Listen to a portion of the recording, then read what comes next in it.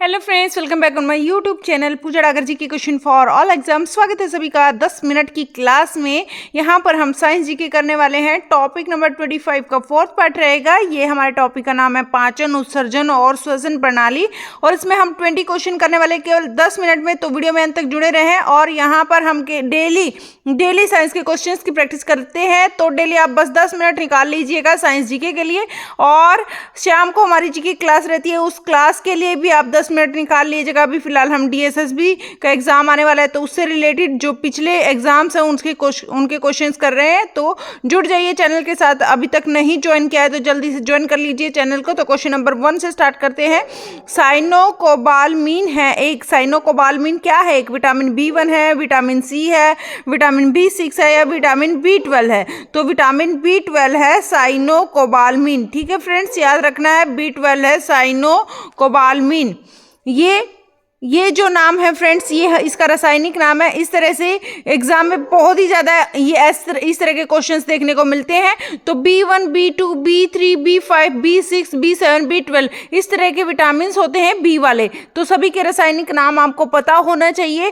तो friends till the end हम सारे नाम करेंगे। यहाँ पर बस एक ही नाम आप याद रख लीजिएगा, साइनोकोबालमीन B12 का रासायनिक नाम है। और बिल्कुल ट्रिक के साथ लास्ट में करेंगे B1 से लेकर B12 तक हम सारे विटामिन का नाम। तो जुड़े रहिए वीडियो में अंत तक। क्वेश्चन नंबर 2 है, सर्वाधिक प्रोटीन मात्रा होती है। सर्वाधिक प्रोटीन मात्रा होती है किस में होती है? मटर में होती है, चने में होते हैं, या फिर सोयाबीन में होती है, या फिर गेहूं में होती है? तो यहाँ पर सबसे ज्यादा प्रोटीन होता है सोयाबीन में। किस में होता है? सोयाबीन में सबसे ज्यादा प्रोटीन पाया जाता है। क्वेश्चन नंबर 3, प्रोटीन की अधिकतम मात्रा। इस तरह के क्वेश्चन बहुत ही ज्यादा देखने को मिलते हैं एग्जाम में। ऐसे एग्जाम्पल दे दिए जाते हैं, उनमें से पूछा जाता है किसमें प्रोटीन है, किसमें वसा है, और किस में विटामिन C है, किसमें विटामिन B है।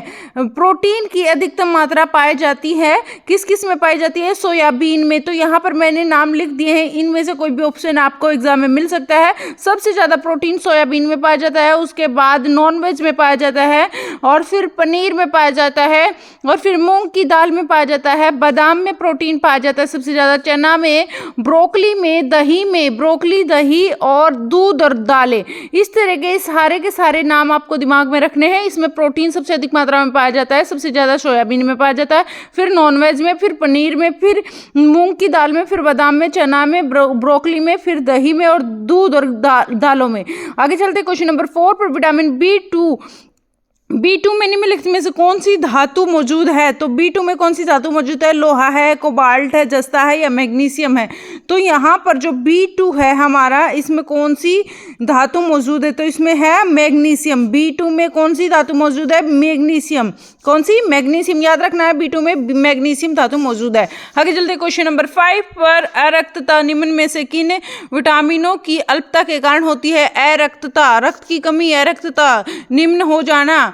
तो यह विटामिन की अल्पता के कारण, कौन से विटामिन की अल्पता के कारण होता है? B6 एवं B2, या फिर A1 B2, या फिर A और D, या फिर E और K? तो यहाँ पर आंसर रहेगा B6 और B6 और B1। ये B2 इसकी कमी से हमारा होता है अरक्तता, अरक्तता निम्न हो जाना। ये हमारा B6 की कमी से होता है, और B1 भी बोल सकते हैं इसको। तो प्रोटीन निम्न में से किन अम्ल से एकत्रित होती है? जो प्रोटीन है इनमें से किन अम्लों में से एकत्रित होती है प्रोटीन? फॉर्मिक अम्ल में, या फिर आयोडिक अम्ल में, या फिर अमीनो अम्ल में, या फिर नाइट्रस अम्ल में? तो यहाँ पर आंसर क्या रहेगा? 6 का आंसर रहेगा जो अमीनो अम्ल होता है। अमीनो अम्ल, इससे प्रोटीन, अमीनो अम्ल से प्रोटीन जो है एकत्रित होता है। आगे चलते क्वेश्चन नंबर 7 पर।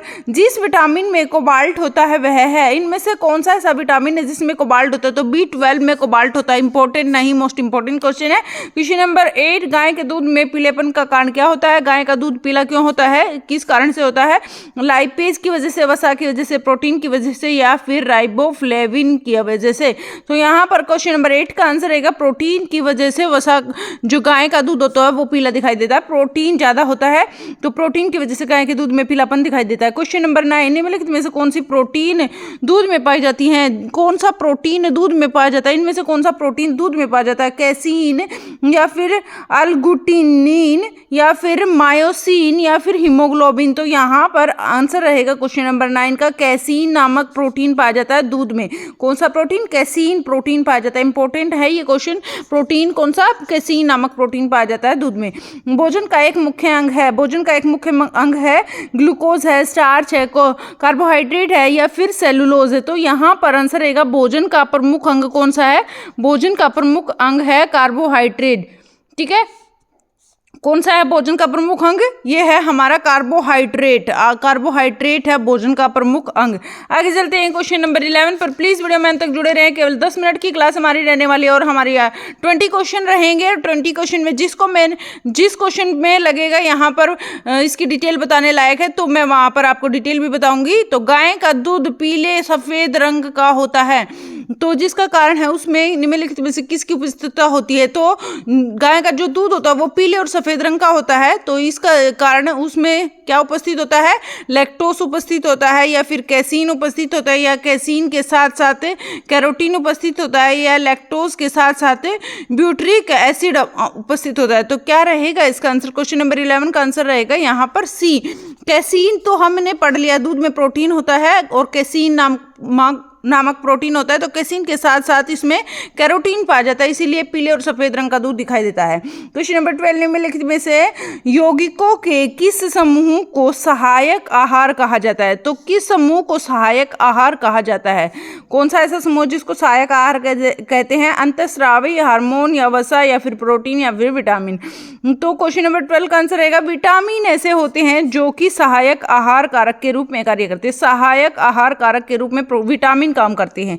क्वेश्चन नंबर 13 निम्न में से किस में विटामिन सी की मात्रा सर्वाधिक पाई जाती है? तो विटामिन सी सबसे ज्यादा इनमें से किन में पाया जाता है? अमरूद में, गाजर में, आम में, संतरा में। तो संतरा ऐसा फल है जिसमें सबसे ज्यादा मात्रा में विटामिन पाया जाता है। प्रोटीन और वसा दोनों की प्रचुरता है, जिसमें प्रोटीन भी है और वसा भी है, दोनों की प्रचुर मात्रा है। तो इसमें मूंगफली में, नारियल में है, सोयाबीन में है, सूरजमुखी में है।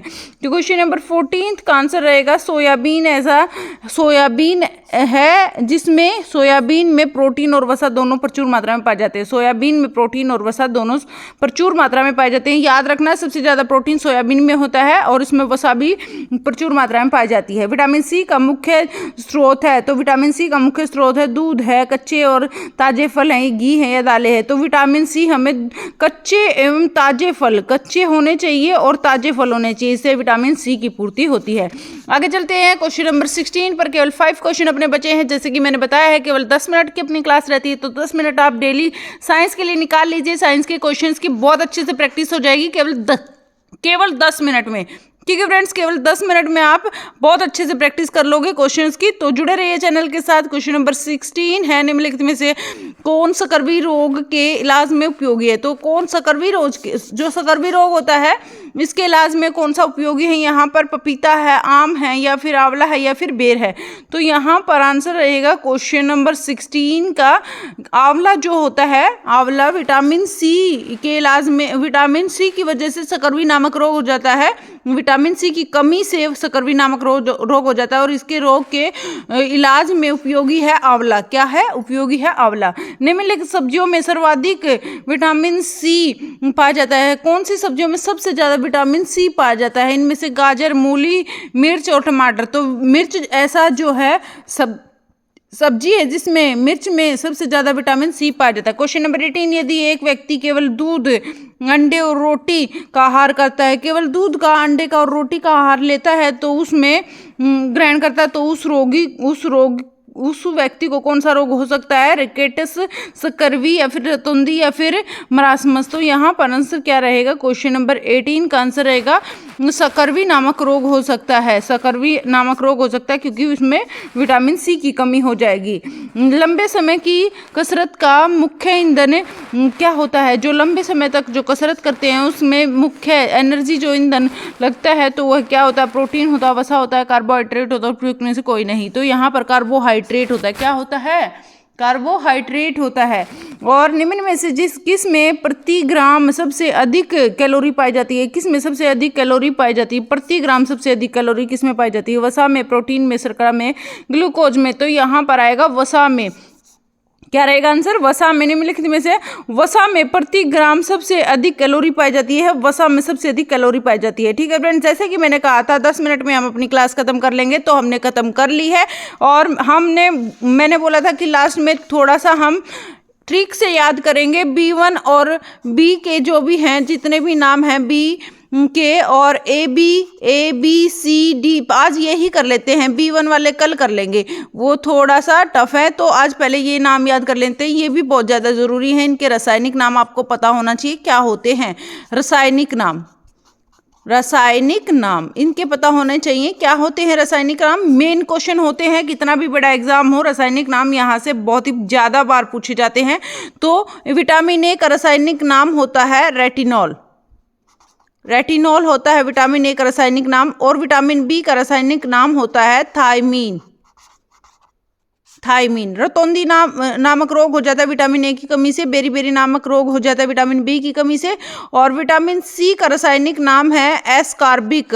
इसकी ट्रिक बताऊंगी मैं आपको, रुके रहिए, अभी क्लास को स्किप ना करें, अभी देखें इस क्लास को, क्योंकि बहुत ही ज़्यादा इंपॉर्टेंट क्वेश्चन है ये लास्ट वाले। ये सी है, इसका रासायनिक नाम है एस्कॉर्बिक एसिड। और डी का रासायनिक नाम है कैल्सीफेरोल। और विटामिन ई का रासायनिक नाम है टोकोफेरॉल। विटामिन के का रासायनिक नाम है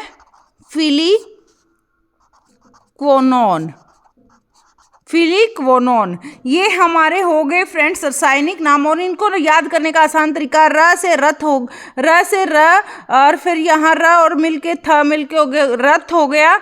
एक रथ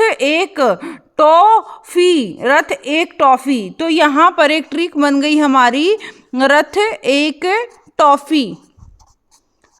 टॉफी। इससे फिर आपको याद हो जाएगा रेटिनॉल और इसके thiamine, retinol thiamine, ascorbic, calciferol D, और टोकोफेरोल फिलिक्वोनॉन, ये के से होता है फिलिक्वोनॉन। याद हो गया होगा, रथ एक टॉफी, ये नाम याद रख लेना। और ये ट्रिक लिखोगे तो आपको फटाफट से पता लग जाएगा कौन से ऑप्शन में हमारा आंसर है। तो ये ट्रिक आप याद रखें और ये सारे रासायनिक नाम आपको लर्न हो जाएंगे। कल हम ट्रिक से याद करेंगे, कल एक लास्ट क्लास है इस टॉपिक की, फिर ये टॉपिक हमारा खत्म हो जाएगा। और कल वाले टॉपिक में बी के जितने भी नाम हैं, बी के कौन से नाम हैं मैं वो बता देती हूँ आज। बस B1 और B2 और B3 और B5 और B6 और B7 और B12, ये विटामिन हैं बी के। ठीक है फ्रेंड्स, इनके कल नाम याद करेंगे, सारे के सारे रासायनिक नाम ट्रिक से। और ये ट्रिक से हमारे रासायनिक नाम हो गए ए का, बी का, सी का, डी का, ई का, के का। रेटिनॉल ए का, इससे रतौंधी, इसकी कमी से रतौंधी नामक रोग हो जाता है। बी की कमी से बेरी नामक रोग हो जाता है। सी की कमी से स्कर्वी नामक रोग हो जाता है। ये सारे हम कर चुके हैं फ्रेंड्स। तो ये इंपॉर्टेंट नाम है, ये याद कर लीजिए आप। Retinol, thiamine, ascorbic acid, calciferol, tocopherol और phylloquinone. Thank you so much. Video में अंत तक जुड़े रहने के लिए आपका बहुत बहुत धन्यवाद। Thank you. और वीडियो को ज़्यादा से ज़्यादा शेयर कर दीजिए फ्रेंड, और ज़्यादा से ज़्यादा शेयर करें और लाइक करें, कमेंट करें, सब्सक्राइब कर लीजिए अगर चैनल को सब्सक्राइब अभी तक नहीं किया है। तो यहाँ पर आपको बहुत ही ज़्यादा यूज़फुल नॉलेज मिलने वाली हर एक एग्जाम के लिए, और केवल कम से कम समय में। Bye bye, take care, keep smile. फिर मिलते हैं शाम को 8 बजे। प्लीज़ शाम को 8 बजे भी आप क्लास में आइएगा। Bye bye.